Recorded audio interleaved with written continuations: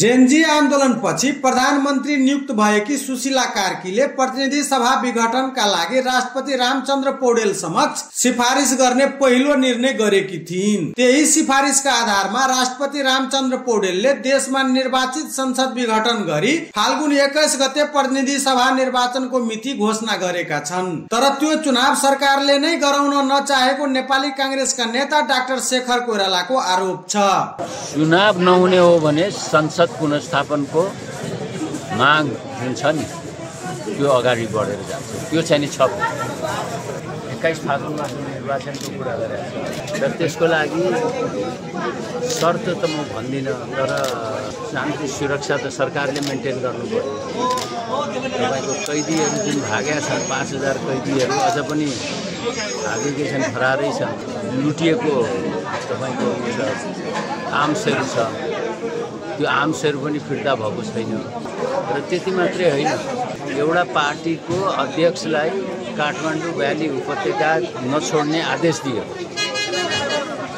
त्यस्तोमा चुनाव गराउँछु भनेर सरकारले भन्नु चाहिँ नि कतिको जायज हो, त्यो तपाईहरुले नै भन्नुहोस्। हामी त हुन्छ भनेर हिँडिरहेका। फाल्गुन 21 गते चुनाव हुन नसके देशमा विघटित संसद पुनर्स्थापना हुने नेता कोइराला भन्छन्।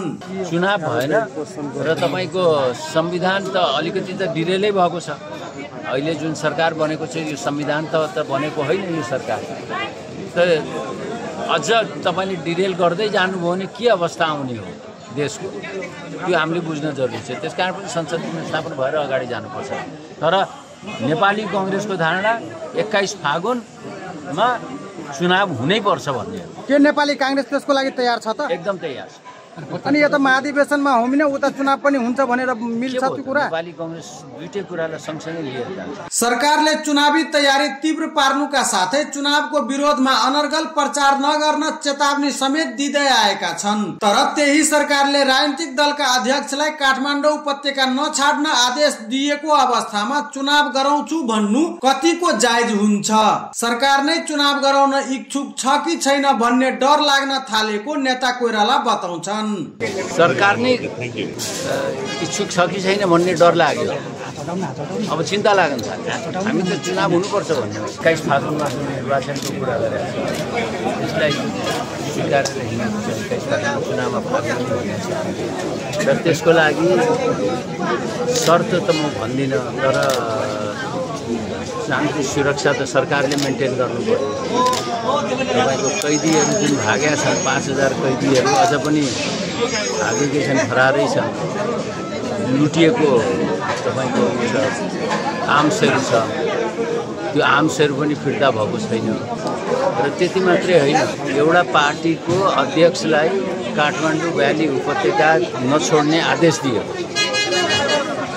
त्यस्तोमा चुनाव गराउँछु भनेर सरकारले भन्नु चाहिँ नि कतिको जायज हो, त्यो तपाईहरुले नै भन्नुहोस्। हामी त हुन्छ भनेर हिँडिरहेका। नेपाली कांग्रेसको महाधिवेशनको बारेमा नेता कोइराला भन्छन्, सिरियल नम्बर नभएको क्रियाशीलहरू धेरै आएको छ।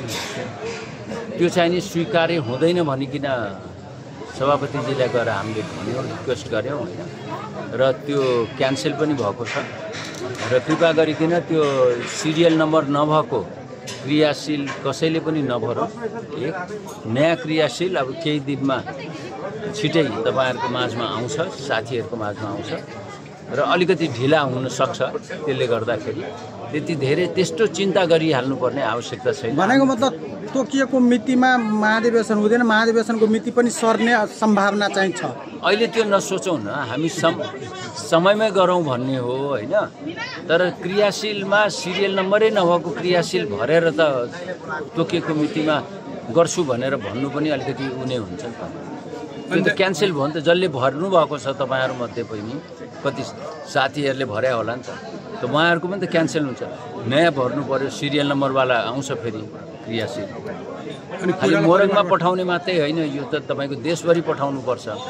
अब डोल्पा सम्झिनुहोस्, बाजुरा सम्झिनुहोस्, बजाङ सम्झिनुहोस्, त्यहाँ जाँदाखेरि त समय त लाग्छ। नयाँ कार्य समितिले टिकट बाँड्छ, तर चुनाव कहिले हुन्छ भन्ने पनि त छ। चुनाव हुनेमा विश्वस्त हुनु न? होइन, म विश्वस्त छु, हुनुपर्छ भन्ने हो मेरो। तर गराउने कसले? सरकारले। सरकारले तपाईको नेताहरूलाई इन्टर्न गर्ने भ्याली छोड्न नपाउने भन्ने अनि कस्तो चुनाव गराउन खोजेको त्यो भन्न खोजे।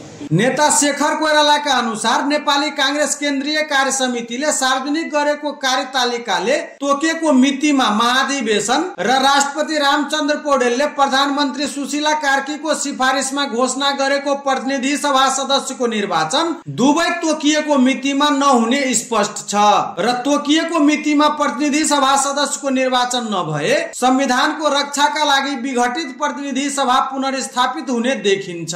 नेता कोइरालाको भनाइलाई नै आधार मान्ने हो र देशको राजनीतिक घटनाक्रमले संविधान पनि खारेज हुने जोखिम बढ्दै गएको छ।